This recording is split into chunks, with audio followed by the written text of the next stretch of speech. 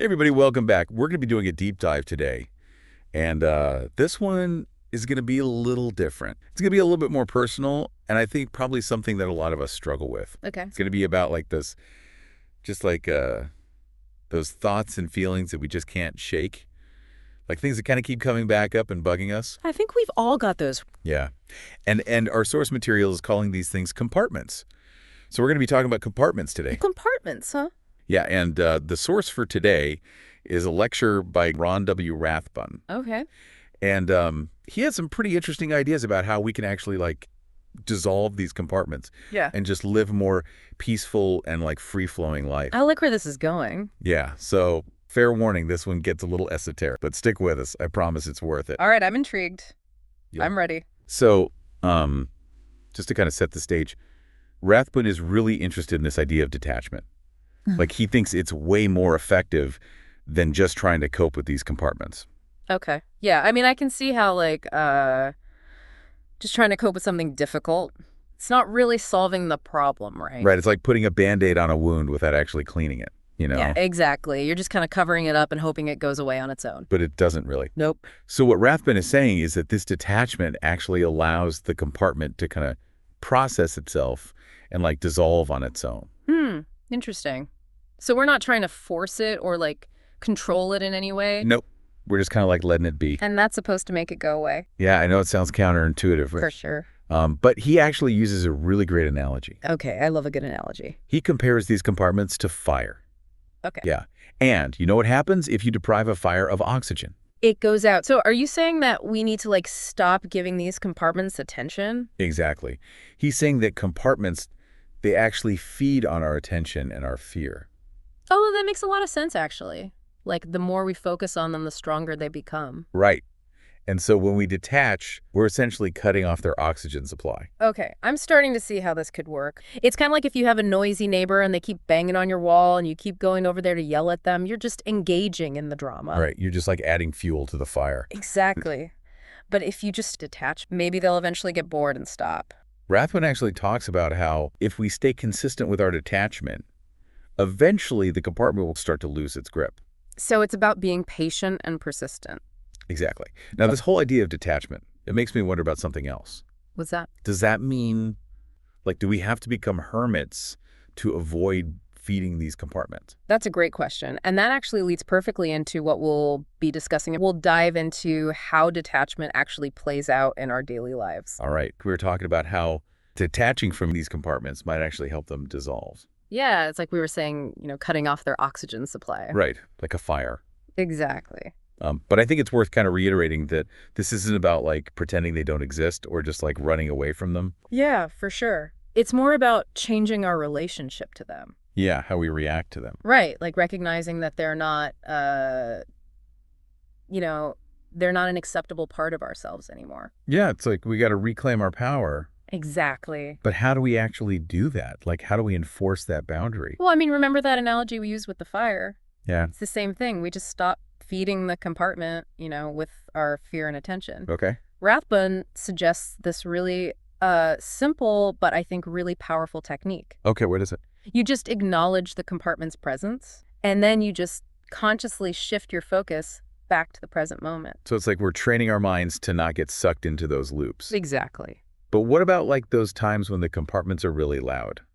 Like when it feels like they're just screaming for our attention. Yeah, Rathbun actually talks about that. He says that, when something is used to getting your attention and suddenly it's not, it's going to try even harder to get it back. Oh, yeah, for sure. So what he recommends is to kind of slow down the processing a little bit, like consciously controlling how much we pull back. So we're not just, like, going cold turkey. Right. It's more about finding that sweet spot between acknowledging the compartment and not getting completely consumed by it. Okay, so we can kind of adjust the dial as needed. Exactly. Now, earlier we were talking about not feeding our own compartments, but what about other people's energy? Like, we can't exactly escape from the world. Good point. So how do we navigate that without getting sucked in? Well, that's where Rathbun's concept of one-pointed mind comes in. Okay, one-pointed mind. Yeah, it's basically about being present and engaged in interactions without, without absorbing their compartments or projecting our own onto them. So it's kind of like having an invisible shield. Yeah, exactly. Like you can still connect with people authentically, but you're not taking on their emotional baggage.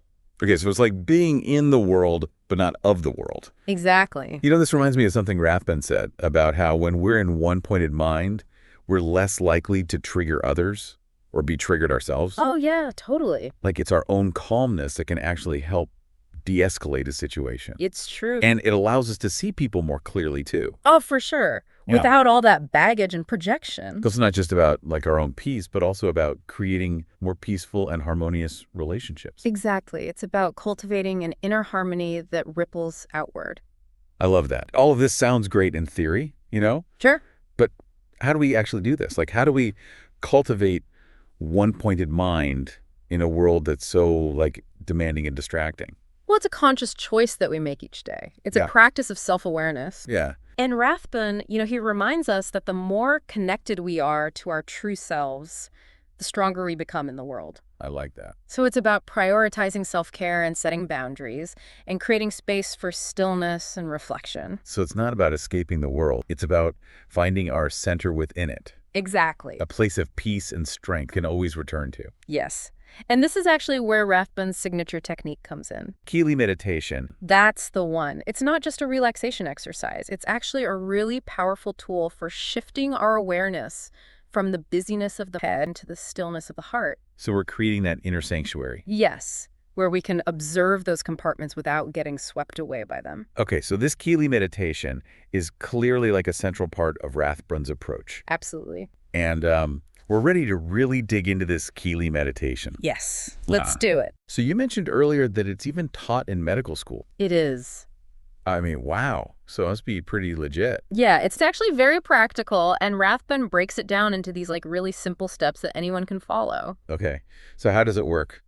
Okay, so first you just spend a couple of minutes relaxing, bringing your awareness down through your head and through what he calls the lesser Kelee. Right, the lesser Kelee. That's like the thinking part of our mind. Exactly. It's like that inner critic that's always chattering away. So you bring your awareness down through that part of yourself, and then you just drop it into the greater Kelee, which is associated with the heart. Okay. And you just stay there in that heart space for about 3 minutes, just being still and present. So it's like we're shifting from our heads to our hearts. Exactly, from thinking to feeling. And that's where the detachment starts to happen.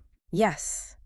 Because in the stillness of the greater Kelee, you're not feeding those compartments with fear or attention anymore. You're just observing them without judgment, without getting swept away by their drama. So instead of trying to analyze the compartment or like figure it out, we're just kind of letting it be. Exactly. You're acknowledging its presence and then just letting it go. And because we're not giving it the energy it needs to thrive, it starts to dissolve. Right. Just like that fire without oxygen. Okay, I'm starting to get this. But there's something else that Rathbun talks about. What's that? He keeps emphasizing the difference between detachment and we're attached to the outcome. Good point. Can you explain that a bit more? Yeah, so he says that there's a big difference between what he calls two-pointed observation and one-pointed observation. Okay, two-pointed and one-pointed. Right, so two-pointed observation is when we're analyzing things, trying to figure them out. So it's like we're still attached to the outcome? Exactly, but one-pointed observation, that's what we're cultivating in Kelee meditation. It's a state of pure awareness. Detached and non-judgmental. Exactly. We're not trying to change anything. We're simply observing. So it's like we're shifting from a thinking state to a being state. Yes. And Rathbun says that this is where the real magic happens. This is where we can truly start to dissolve those compartments. Right. And experience a whole new level of freedom. I gotta admit, this all sounds a little too good to be true. Like, can we really just meditate away our problems? Well, it is a skill that we can develop with practice. Okay. Rathbun encourages us to try to live from one-pointed mind as much as possible throughout the day, not just during those 5 minutes of meditation. So it's about bringing that sense of awareness and detachment into all areas of our lives. Exactly, which I know is easier said than done. Yeah, no kidding. But the more we practice, the more natural it becomes. I'm really starting to see the power of this approach. Yeah. Like, imagine being able to stay calm and centered, even in the midst of, a stressful meeting or a disagreement with a loved one. I know, right? That's the power of one-pointed mind. This whole deep dive has really got me thinking about my own compartments and how much energy I give them. Yeah, me too. I'm definitely going to be trying out this Kelee meditation. Yeah, right. Totally. And I think the biggest takeaway for me is just this idea that we are not our compartments. We have a choice. Yeah, we have the power to choose how we relate to them. Mm. And through Kelee meditation, we can start to dissolve their hold on us and just experience so much more freedom and peace. So well said.